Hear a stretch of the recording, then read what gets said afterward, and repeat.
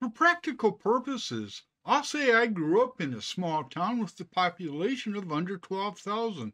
Might say we didn't have a lot of minorities. Of course, there wasn't a lot of jobs either. So after graduation, people moved on, usually to larger cities.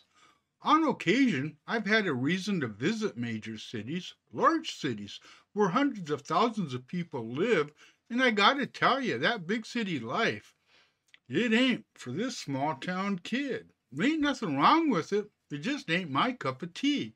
For one thing, big city dwellers are speed demons. I've driven in a big city more'n once, and I've never enjoyed it, 'cause I gotta white knuckle it while I'm fearing for my life. I mean, those people don't even use turn signals. At least here in rural America, when someone gives you a finger 'cause you ran the only red light in town, you can see the disgust on their face. And every time I have to be in a big city, I get lost.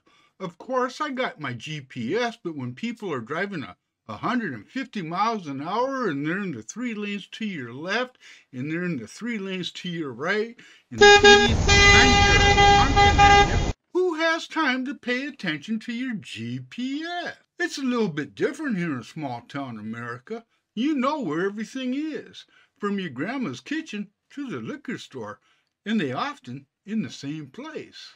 And as long as I'm talking about driving differences, what's up with the police in the big city?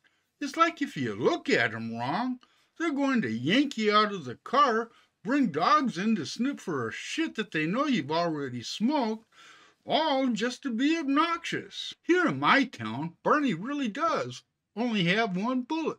And if you go out to your local drinking establishment, the chief of police is going to be sitting down there at the end of the bar, watching you, to make sure you get home safely or give you a ride if you need one. One of the most important differences you will find is in the food.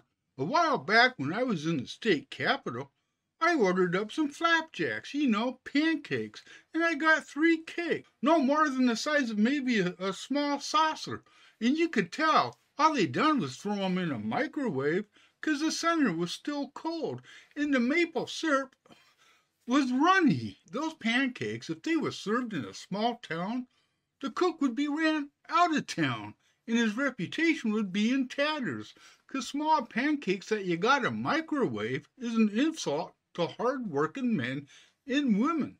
If a flapjack does not fall over the sides of the plate, it just ain't going to do, and there better be 10 of 'em stacked on top of each other, not side by side on the plate. And if you ain't willing to wait a full 2 minutes for that maple syrup to start pouring, it's too damn runny, and the waitress is going to hear about it. Now, some time back, I worked a summer in the big city. I had to learn all about union rules and time clocks. Crap that nobody in a small town gives a crap about. One thing we do care about when it comes to working in a small town is that you show up every day. Don't matter if you graduated high school or not.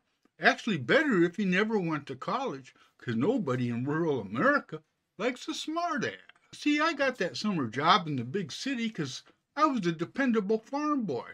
Although I never worked on a farm my entire life.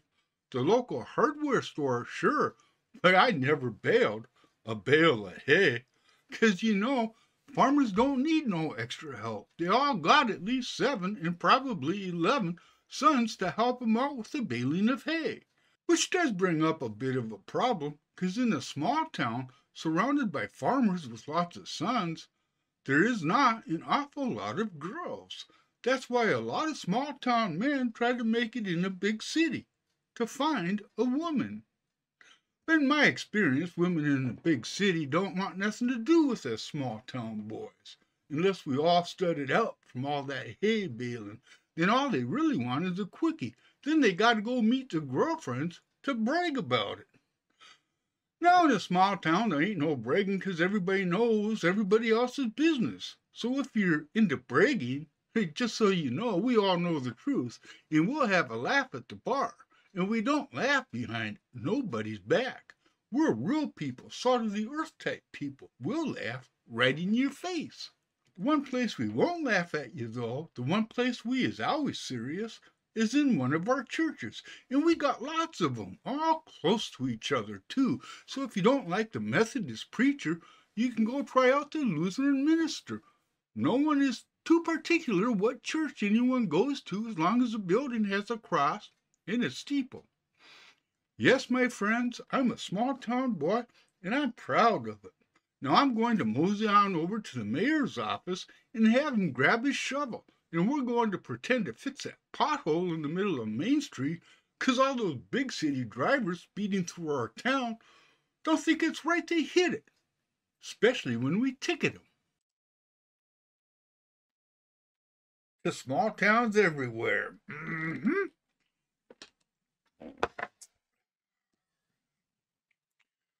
Truth is, I'm not really a small town boy. I grew up a government brat. I did. I lived overseas. I grew up overseas. But my hometown here in the States, uh, yeah, under 10,000 people, maybe less than that. And I struggled with it years ago when I was young and returned to the States, but that is what it is. Uh, in some small towns, though, that's true about the cops and the roads. It is. But you know, this video was a struggle to make for some reason. I don't know. I recorded it like 3 different times, and I've been doing a bunch of videos at one time, and ugh, you can't forget to check your microphone, can't you know? Saves a lot of damn time. I will leave it like that. Love ya. Peace out. Thank you very much for watching.